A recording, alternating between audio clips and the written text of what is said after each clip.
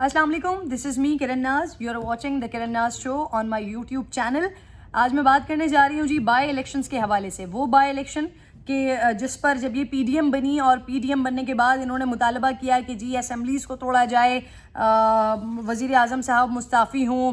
Elections ہوں, اس کے بعد جی آگے نئی حکومت بنے اور پھر ملک کے معاملات بہتر طریقے سے چلیں. تو اس وقت ہم نے بھی بڑا اس بات پر تنقید کی, بہت زیادہ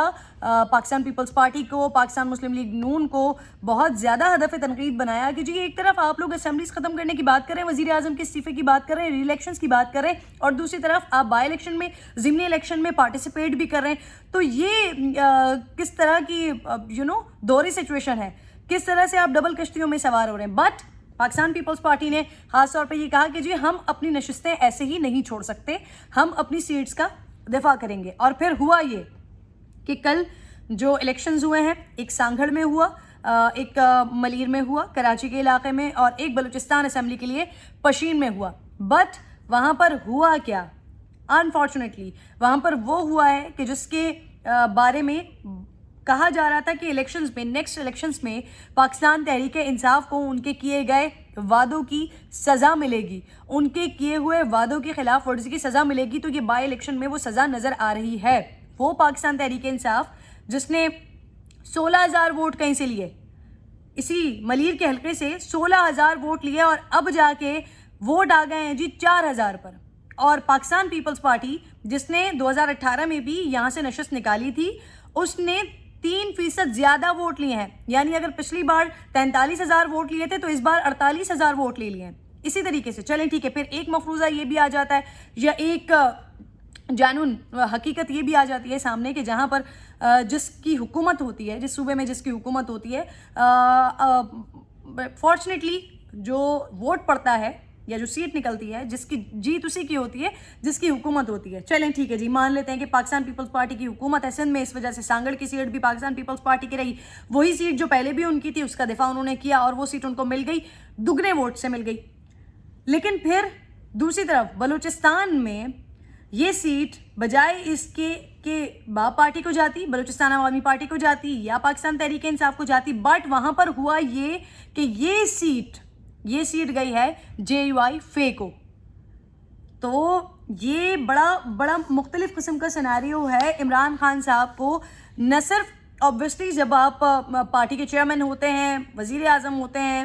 تو آپ پارٹی سے سوال ضرور کرتے ہیں کیونکہ آپ چیئرمین ہیں. آپ پارٹی سے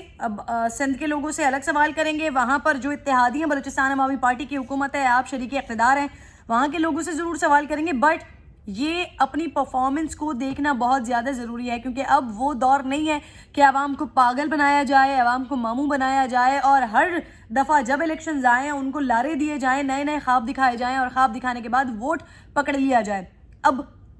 وقت بدل گیا ہے, سچویشن چینج ہو گئی ہے, لوگوں کو شعور آ گیا ہے, لوگوں کو پتہ چل گیا ہے. اب یہاں پر دیکھ لیجئے کہ پاکستان پیپلز پارٹی یا مسلم لیگ نون, آپ نے ایک سیناریو کریٹ کیا کہ یہ چور ہیں, انہوں نے ملک کا خزانہ لوٹا ہے, قوم کو لوٹا ہے, ان کے اوپر قرضہ چڑھا دیا, یہ کر دیا, وہ کر دیا. آج تک آپ کی بیڈ پرفارمنس کی ذمہ داری آپ اٹھا کے فوراً ڈال دیتے ہیں پچھلی حکومتوں پر. بٹ اب آپ کے ساتھ کیا ہو رہا ہے, جب آپ پہلے سال تک یہ بات کرتے رہے تو عوام نے آپ کو لبیک کہا, عوام نے آپ کو کہا کہ جی آپ درست فرما رہے ہیں,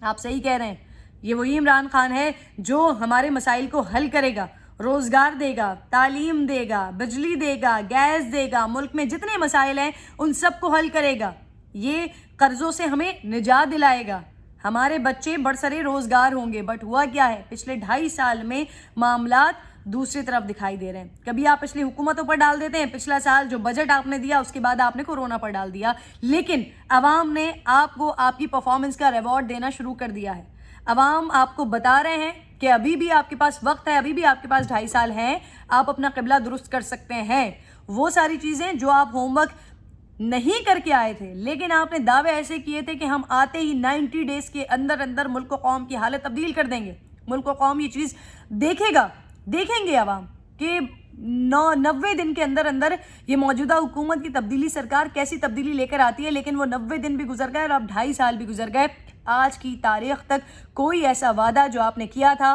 وہ وفا نہیں ہوا, ماں سوائے اس وعدے کے کہ جو آپ نے کفایت شعاری کی بات کی تھی، حالانکہ 2019 میں وہی بجٹ جو 98 کروڑ کا تھا وزیر اعظم ہاؤس کا، وہ 3 کروڑ روپے اس میں اضافہ کیا گیا تھا، اور پھر اس اضافے کے بعد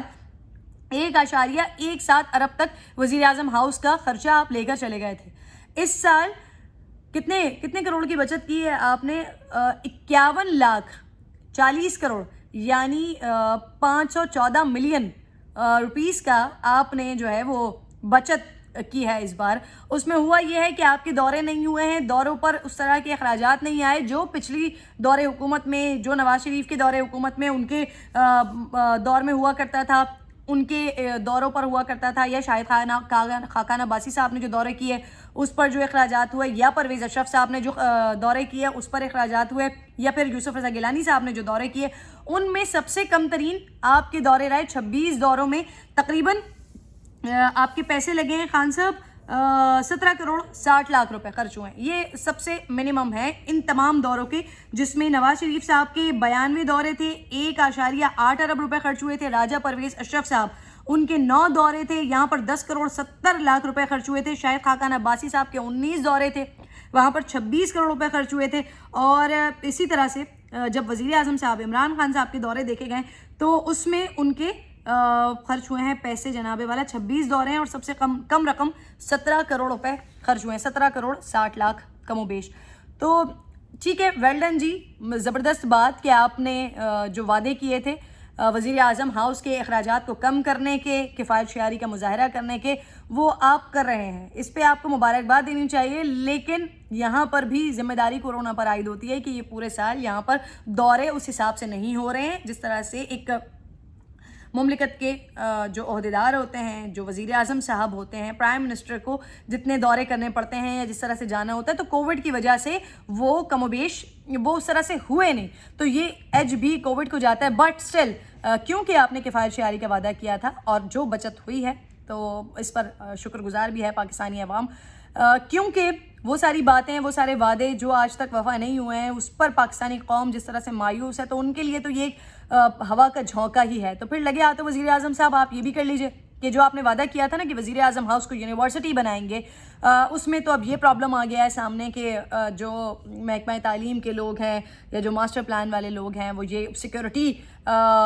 کو ریزن بناتے ہوئے وہ کہہ رہے ہیں کہ یہاں پر وزیر اعظم ہاؤس کو ہم یونیورسٹی نہیں بنا سکتے، سیکیورٹی ریزنز آ جائیں گے سامنے، اسلام آباد کے ماسٹر پلان کو تبدیل کرنا پڑے گا۔ تو اس کے بعد پھر سیکنڈ آپشن یہ بھی آیا کہ اس کو میوزیم بنایا جا سکتا ہے، اس کو لائبریری بنایا جا سکتا ہے۔ تو سر 2.5 سال تو گزر گئے ہیں، مزید کتنا ٹائم چاہیے آپ کو؟ اسلام آباد کی عوام، پاکستان کی عوام دیکھ رہی ہے کہ کب وہ دن آئے گا کہ جو وزیر اعظم صاحب نے وعدہ کیا تھا گورنر ہاؤس کے لیے، وزیر اعظم ہاؤس کے لیے، وہ وعدہ کب پورا کریں گے؟ تو جب آپ نے خرچے کم کر لیے ہیں، کفایت شعاری کا مظاہرہ کر رہے ہیں، تو وہ والا وعدہ بھی پورا کر لیں۔ اس کے علاوہ جو بات میں نے آغاز میں شروع کی تھی کہ لوگوں نے اب آپ کو ریوارڈ دینا شروع کر دیا ہے کہ جب آپ کے جو ریزلٹس ہیں، آپ کے وعدوں کے، آپ کے دعووں کے جو نتائج ہیں، وہ عوام کی امیدوں پر پورا نہیں اتر رہے ہیں، تو پھر انہوں نے بھی آپ کی امیدوں پر پانی پھیرنا شروع کر دیا ہے۔ جس طرح سے آپ کو بائی الیکشن میں ووٹ پڑے ہیں، جس طرح سے نتیجہ آپ کے سامنے آیا ہے، تو کوشش کریں کہ اپنی پرفارمنس کو بہتر کریں، اپنی گورننس کو بہتر کریں، تاکہ آگے بھی یہ پاکستانی عوام آپ کو حکومت کرنے کا موقع دے سکے، ورنہ سوچ لیجئے گا کہ یہ آپ کا پہلا اور آخری ٹینیور بھی ہو سکتا ہے۔ Thank you very much.